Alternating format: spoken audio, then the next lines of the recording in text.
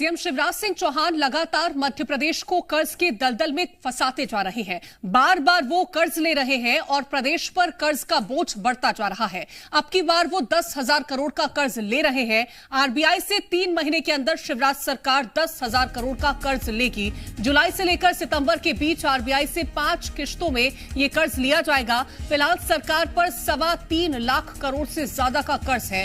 बार बार कर्ज लेने पर सरकार पर सवाल उठ रहे हैं, क्या शिवराज सरकार चुनावी वादा पूरा करने के लिए कर्ज ले रही है? क्योंकि शिवराज सरकार की 10 साल की घोषणाएं पेंडिंग पड़ी हैं।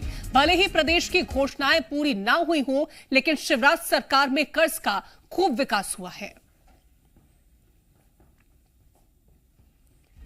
तो प्रदेश पर लगातार कर्ज का बोझ बढ़ता जा रहा है और इसके लिए कौन जिम्मेदार है, ये एक बड़ा सवाल है। कर्ज के दलदल में फंसा प्रदेश कैसे बाहर आएगा? कई सारे सवाल हैं जो जी मध्य प्रदेश छत्तीसगढ़ पूछ रहा है कि क्या सीएम शिवराज सिंह चौहान की तरफ से जो ये कर्ज लिया जा रहा है, ये एकमात्र ऑप्शन अवेलेबल है उनके पास, और प्रदेश पर बढ़ रहे कर्ज के बोझ का जिम्मेदार कौन है? इसके साथ ही सवाल यह भी है कि कर्ज के दलदल में फंसा हुआ प्रदेश आखिरकार बाहर कैसे निकलेगा? क्योंकि जिस तरह से कर्ज लगातार बढ़ रहा है, कर्ज से चुनावी वादे जो सरकार कर रही है, क्या वो पूरा करने की कोशिश की जा रही है? और सवाल यह है कि एकमात्र ऑप्शन क्या कर्ज लेना ही है, जिससे जो सरकार की तरफ से वादे किए जा रहे हैं, घोषणाएं की जा रही हैं, उनसे इसको पूरा किया जाएगा? और प्रदेश जिस तरह से लगातार कर्ज के दलदल में फंसता जा रहा है, कैसे प्रदेश इस कर्ज के दलदल से बाहर निकलेगा? क्योंकि सरकार की तरफ से लगातार इस तरह से कर्ज लिया जा रहा है।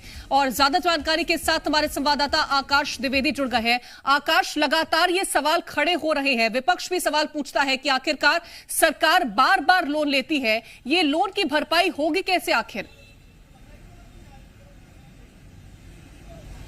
ये बड़ा सवाल है और चुनाव से पहले मध्य प्रदेश में कर्ज का बोझ और बढ़ने वाला है, क्योंकि अब तक 3.25 लाख करोड़ से ज्यादा का कर्ज मध्य प्रदेश सरकार ले चुकी है।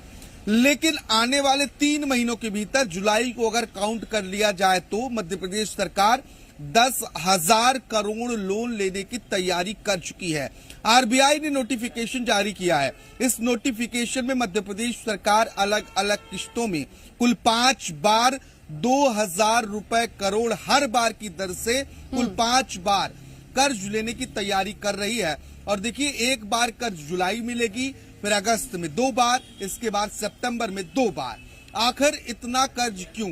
क्या चुनावी घोषणाओं को पूरा करने के लिए शिवराज सरकार के पास अब कर्ज ही एक ऑप्शन बचा हुआ है? क्योंकि घोषणाएं तो पूरी नहीं हो पा रही हैं। इसकी पोल खुद शिवराज देखिए, केंद्रीय मंत्री वीरेंद्र खट्टिक ने खोली है।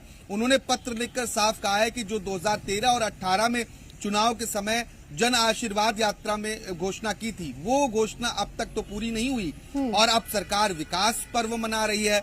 तो क्या जो अलग अलग योजनाएं लेकर आ रहे हैं, उनकी भरपाई बजट से नहीं हो पा रही है, जिस वजह से सरकार को लगातार कर्ज लेना पड़ रहा हो?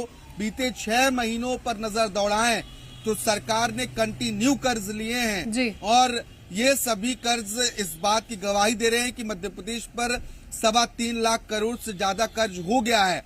और अब देखिए, ये नई सरकार के लिए भी मुश्किल बढ़ाएगी, क्योंकि 20 साल 30 साल की अवधि तक के लिए ये कर्ज आरबीआई से लिए जा रहे हैं। लेकिन बड़ा सवाल ये खड़ा हो रहा है कि क्या कोई और रास्ता सरकार के पास नहीं बचा है? और अगर नहीं बचा है तो कर्ज लेकर घोषणाएं क्यों की जा रही हैं? और इस कर्ज की भरपाई आखिर कैसे होगा? इतनी लंबी अवधि के लिए कर्ज लिया जा रहा है। नवंबर में चुनाव होने हैं, सरकार बदल भी सकती है, सरकार रिपीट भी हो सकती है, कई तरीके के कयास लगाए जा रहे हैं। ऐसे में कर्ज पर कर्ज सरकार लेने में जुटी हुई है। बिल्कुल, सरकार कर्ज ले रही है, जिससे मध्य प्रदेश लगातार कर्ज में डूबता नजर आ रहा है। तमाम जानकारी आकाश पहुंचाने के लिए बहुत